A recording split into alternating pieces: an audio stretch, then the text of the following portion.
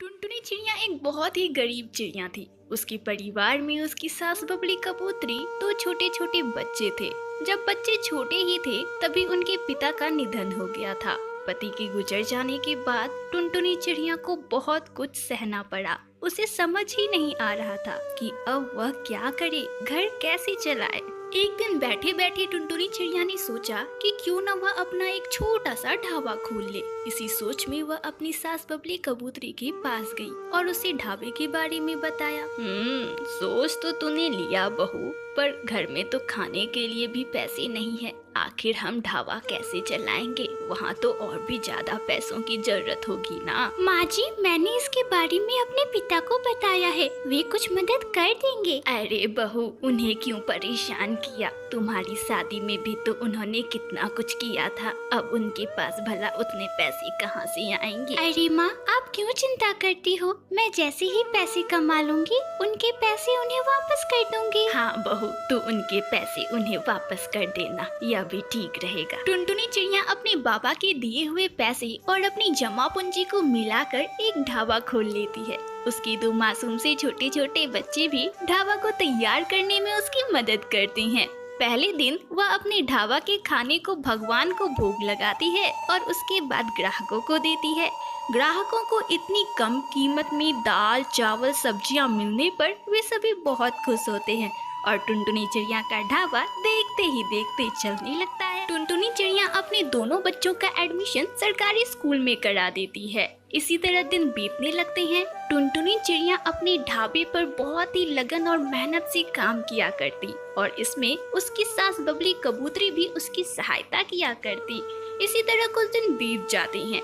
एक दिन जब बच्चों का छुट्टी रहता है तो वे ढाबे पर आते हैं। तभी उनकी नजर चूल्हे पर पड़ती है। अरे माँ, ये चूल्हा तो टूटने वाला है और इसकी मिट्टी भी देखो ना कैसे झरझर कर बाहर आ रही है। माँ, अगर आप कहो तो मैं नदी किनारे से मिट्टी लाकर दे दूँ? हाँ बेटा, मैंने भी देखा था और मैंने सोचा भी था कि जल्दी से चूल्हे को ठीक कर दूं, पर बेटा मुझे समय ही नहीं मिल पाता। माँ, तुम हम सभी के लिए कितनी मेहनत करती हो। कोई बात नहीं माँ, कल हमारी छुट्टी है। कल नदी किनारे जाकर हम आपके लिए मिट्टी लेते आएंगे, तब आप उस मिट्टी से चूल्हा बना लेना। अगले दिन टुनटुनी चिड़िया अपने ढाबे पर काम शुरू कर देती है तो वहीं उसकी सास बबली कबूतरी सब्जियां काटने का काम करती है। तभी उसके ढाबे पर दो साधु आते हैं। बाबा, आप दोनों बैठिए, मैं जल्दी से आप दोनों के लिए खाना बना देती हूँ। अरे बेटी, मुझे पता है तू सारी तैयारियां कर चुकी है, पर हम दोनों लहसुन प्याज नहीं खाते, तो तुम सात्विक भोजन ही हमारे लिए बनाना। ठीक है बाबा, आप दोनों बैठिए, मैं अभी आप दोनों के लिए खाना बना के लाती हूँ। तब टुनटुनी चिड़िया जल्दी जल्दी उन साधु के लिए खाना बनाती है। दोनों साधु भरपेट खाना खाकर जब टुनटुनी चिड़िया को पैसे देने लगते हैं तभी। अरे बाबा, ऐसा बोलकर मुझे शर्मिंदा ना करो। अगर कुछ देना ही है तो आप मुझे आशीर्वाद दो। भगवान ने जो मुझे परिवार की जिम्मेदारी दी है उसे मैं बखूबी निभा सकूं। टुनटुनी चिड़िया की बातें सुनकर दोनों साधु बहुत प्रभावित होते हैं और उसे खुशी खुशी आशीर्वाद देकर वहाँ से चले जाते हैं। कुछ दूर आगे बढ़ने पर जब वे नदी किनारे पहुँचते हैं तो देखते हैं कि टुनटुनी चिड़िया के दोनों बच्चे नदी से मिट्टी निकालने की कोशिश कर रहे हैं। अरे अरे, तुम दोनों बच्चे वहाँ क्या कर रहे हो? नदी गहरी है, तुम दोनों डूब जाओगे। अरे बाहर निकलो जल्दी से। हमारी माँ ढाबा चलाती है और उनका चूल्हा धीरे धीरे टूट रहा है, इसलिए हम अपनी माँ की सहायता करने के लिए यहाँ मिट्टी लेने आए हैं, ताकि माँ इस मिट्टी से नया चूल्हा बना सके। अच्छा अच्छा, ये बात है। वही ढाबा ना जहाँ एक बूढ़ी चिड़िया भी काम करती है? हाँ हाँ बाबा जी, वही वाला ढाबा। माँ और दादी बहुत मेहनत करते हैं। कभी कभी तो माँ खाना भी नहीं खाती है और ऐसे ही सो जाती है। मुझे बहुत बुरा लगता है उनके लिए, इसलिए हम यहाँ उनकी मदद करने आए हैं। क्या आप दोनों हमारी मदद करोगे?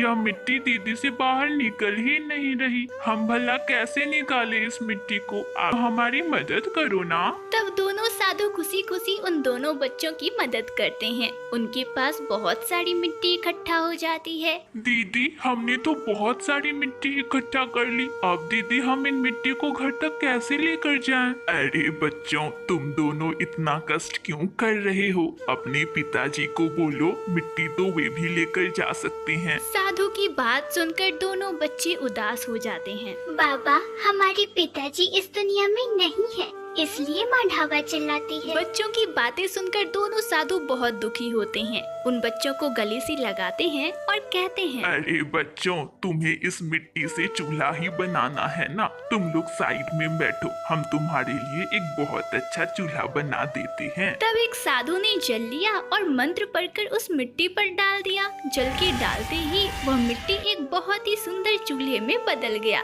यह सब देखकर दोनों बच्चे बहुत खुश हुए और जादू जादू चिल्लाने लगी। उसके बाद उस चूल्हे को उठाया और अपनी माँ के पास चले गए। अरे बच्चों, ये चूल्हा तुम दोनों को कहाँ से मिला? तुम दोनों तो नदी पर मिट्टी लाने गए थे ना? माँ, हम तो मिट्टी लाने ही गए थे, पर हमें वहाँ पर 2 साधु मिले। उन्होंने हमारी मदद की और उन्होंने ही यह चूल्हा तैयार करके हमें दिया। तब टुनटुनी चिड़िया उस चूल्हे को उलट पलट कर देखती है। वह चूल्हा तो मामूली चूल्हा जैसा ही दिख रहा था। अरे बहू, अब तो इसे क्या उलट पलट कर देख रही है? यह चूल्हा ही है। अरे हमें तो उनका शुक्रिया करना चाहिए, उन्होंने हमारी मदद की। हमें तो चूल्हे की ही जरूरत थी ना। चल बहू, अब चूल्हे की जल्दी से पूजा कर और फिर इस पर काम कर। हाँ हाँ माँ जी, बिल्कुल, मैं अभी इस चूल्हे की पूजा कर लेती हूँ। तब सभी ने मिलकर उस चूल्हे की पूजा की। उसके बाद टुनटुनी चिड़िया ने उस चूल्हे में कुछ लकड़ी दिए, पर ये क्या, लकड़ी के देते ही वह चूल्हा खुद ब खुद जल गया, जिसे देखकर घर के सारे लोग बहुत हैरान हुए।